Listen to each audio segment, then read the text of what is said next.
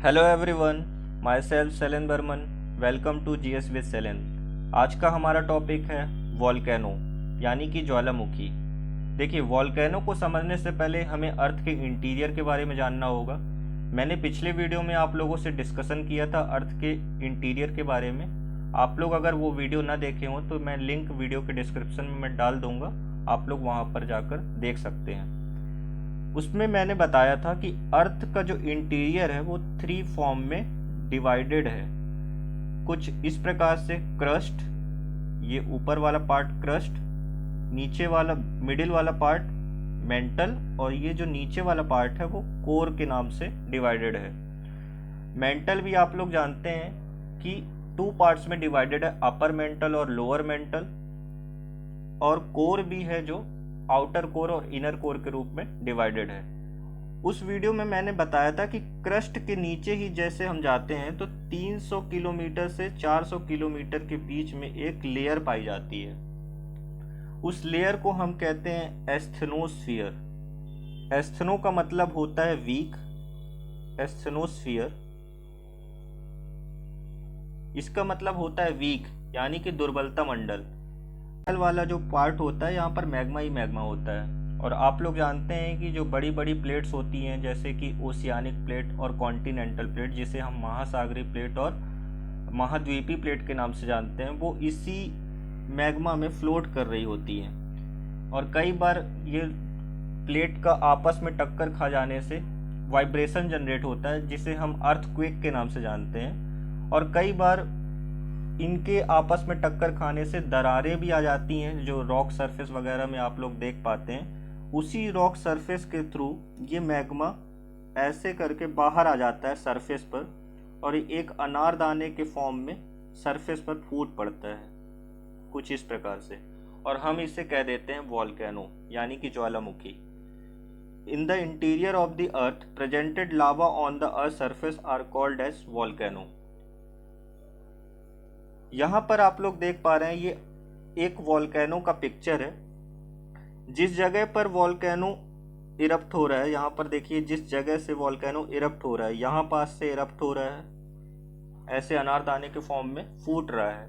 तो इसे हम क्या कहते हैं, जो कि आप लोगों के एग्जाम पॉइंट ऑफ व्यू से इम्पोर्टेंट है। तो ये कप के शेप में हमें दिखाई पड़ता है, हम इसे कहते हैं क्रेटर। क्रेटर अब ये बाहर आ रहा है तो देखिए कई आप लोग यहाँ पर देख पा रहे हैं, ये एसएस भी है। बहुत ही ज़्यादा एक्सेसिव अमाउंट में एसएस आप लोगों को दिखाई पड़ रही होगी। तो एसएस जो है वो किसका फॉर्म है, तो वो गैसेस का फॉर्म है, वाटर वेपर का फॉर्म है, ठीक है। और उसी प्रकार से यहाँ पर धूल, मिट्टी, कण ये सब उड़ रहे हैं। और ड्यू टू ग्रेविटी क्या होगा, ये लावा मैग्मा जो है ये बाहर आएगा, ऐसे आएगा। अब देखिए अर्थ के इंटीरियर में जब तक था तो हम इसे मैग्मा कह रहे थे, लेकिन जैसे ही अर्थ के सरफेस में आ जाएगा तो हम इसे कह देंगे लावा। अब ये ड्यू टू ग्रेविटेशनल फोर्स ये नीचे आएगा और ठंडा होकर ये जम जाएगा। जमेगा तो कुछ इस फॉर्म में ये ऐसे कॉनिकल शेप ले लेगा, ये जैसे आप लोग देख पा रहे हैं, ये इस साइड से भी ऐसे कॉनिकल शेप ले लेगा। और हम इसे कई बार कह देते हैं माउंटेन। माउंटेन कब कहते हैं, जब 600 मीटर से ऊंची इसकी हाइट हो जाती है तो हम इसे माउंटेन का रूप दे देते हैं। तो हम इसे वॉल्केनिक माउंटेन भी कह सकते हैं। लेकिन इसे कहते क्या है, ये जो इस तरीके से जम गया तो इसे क्या कहते हैं, तो ये इम्पोर्टेंट है, हम इसे कहते हैं सिंडर। सिंडर के नाम से हम इसे रिप्रेजेंट करते हैं। अंदर का मैग्मा जब बाहर आ जाता है तो हम इसे लावा कहते हैं, कुछ कॉनिकल शेप ले लेता है तो हम इसे सिंडर कहने लगते हैं। और ये जिस जगह से निकल रहा है यानी कि ये जो माउथ है इसका, हम इसे कहते हैं क्रेटर। और ये माउथ जब बड़ा हो जाता है, कई बार कुछ इस फॉर्म में इस तरीके से दिखने लगता है तो हम इसे कैल्डेरा कह देते हैं। जैसे कि आप लोग यहाँ पर देख सकते हैं, ये कैल्डेरा का फॉर्म है। ये कैसे हो जाता है, तो देखिए वाइडेड form of crater, formation of caldera. Caldera कैसा फॉर्मेशन होता है कैल्डेरा का, तो एक्सेसिव एक्सप्लोजन, यानी कि बहुत ही ज़्यादा एक्सेसिव अमाउंट में जब विस्फोट हो जाता है तो वो कैल्डेरा का रूप ले लेता है। ऊपर का जो क्रेटर है वो नीचे धस जाता है। ये लिखा हुआ है क्रेटर डिप्रेशन। क्रेटर के डिप्रेशन के कारण कैल्डेरा का फॉर्मेशन हो जाता है। यहाँ पर अगर बहुत ही ज़्यादा एक्सेसिव अमाउंट में एक्सप्लोजन हो जाएगा तो ये नीचे का पार्ट जो है, मतलब ये कैल्डेरा जो है, सॉरी क्रेटर जो है वो नीचे धस जाएगा और कैल्डेरा का फॉर्म क्रिएट कर देगा। देखिए गैसेस तो रिलीज हो रही है, तो कौन कौन सी गैसेस रिलीज हो रही है ये आप लोगों के एग्जाम पॉइंट ऑफ व्यू से इम्पोर्टेंट हो जाता है। आइए देखते हैं। तो कार्बन डाइऑक्साइड होती है जिसे हम CO2 नाम से भी जानते हैं, hydrogen sulphide H2S, nitrogen oxide N2O, sulphur dioxide SO2, oxygen O2 और वाटर वेपर। तो वाटर वेपर जो होती है वो हाईएस्ट अमाउंट में होती है। अब ये कैसे हो जाती है? तो वाटर वेपर की प्रेजेंस कहाँ से होती है? ऑक्सीजन और हाइड्रोजन ये दोनों के मॉलिक्यूल्स जब बन जाते हैं तो वाटर का फॉर्मेशन कर लेते हैं और वाटर से ही हमें वाटर वेपर की प्रेजेंस देखने को मिलती है।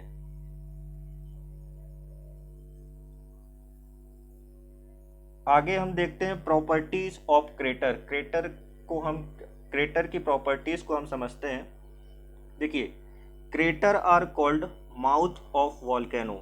जिस तरीके से मैंने बताया कि माउथ जो है उसे हम क्रेटर कहते हैं, वही यहाँ पर लिखा हुआ है। शेप कैसा है? लाइक अ कप, कप के आकार का है।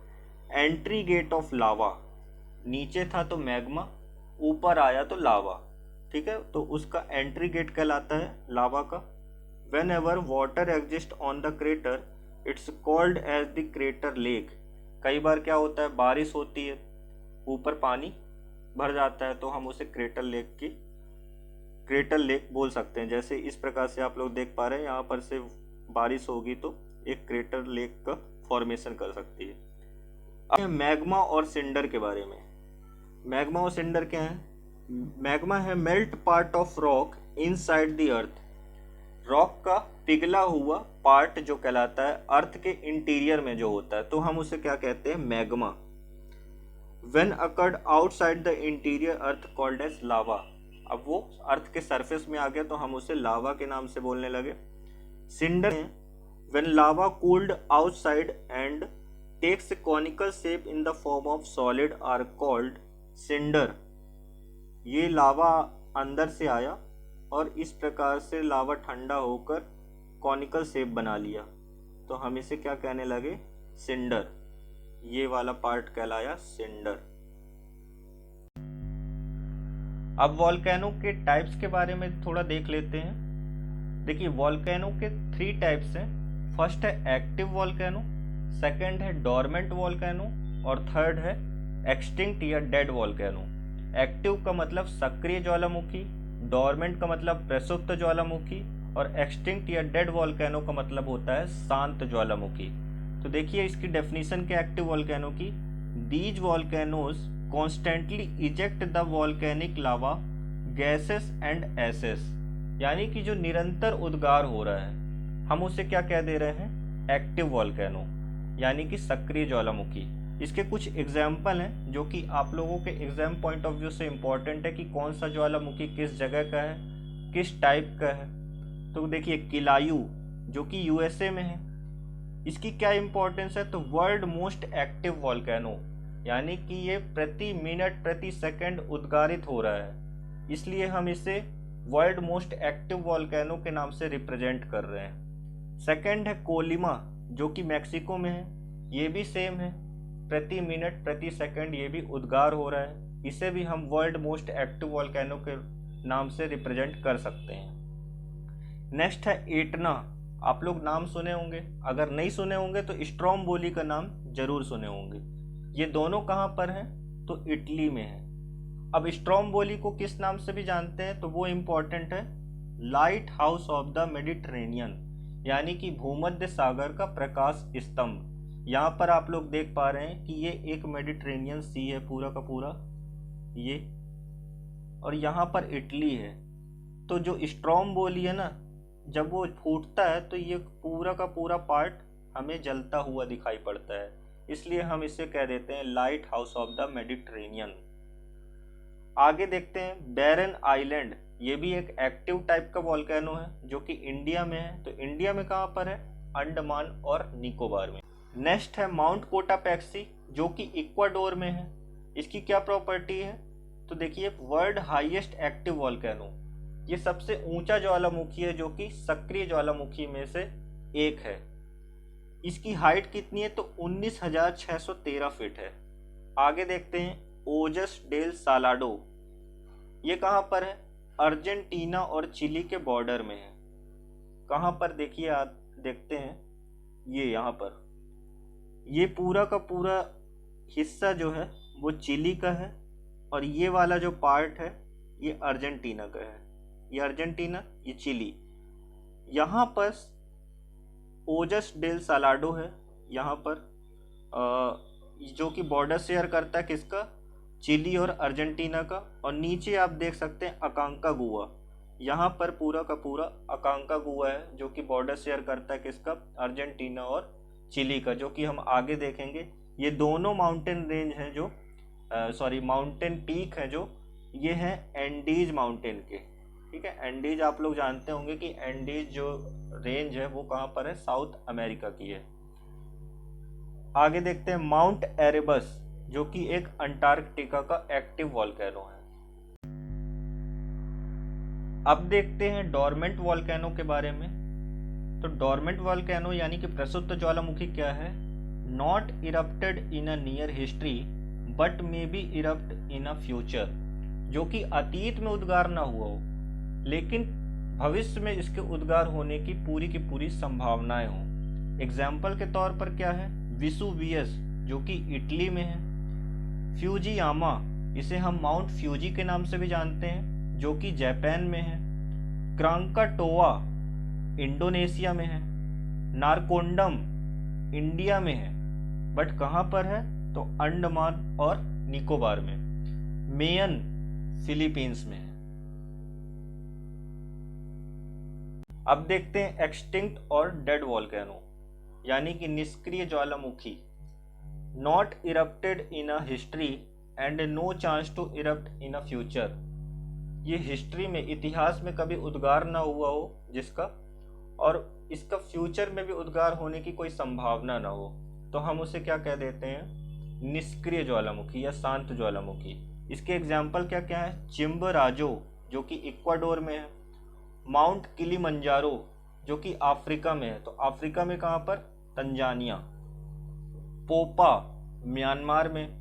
देमवंद ईरान में। को ए सुल्तान जो कि पाकिस्तान में है। अकांकागुआ अर्जेंटीना और चिली का बॉर्डर, जो मैंने बताया था ओजस डेल सालाडो के जस्ट नीचे अकांकागुआ।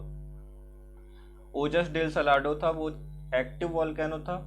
अकांकागुआ जो है वो एक्सटिंक्ट या डेड वॉल्केनो है, लेकिन इसकी प्रॉपर्टीज क्या है? ये हाईएस्ट माउंटेन है एक्सटिंक्ट वॉल्केनो का।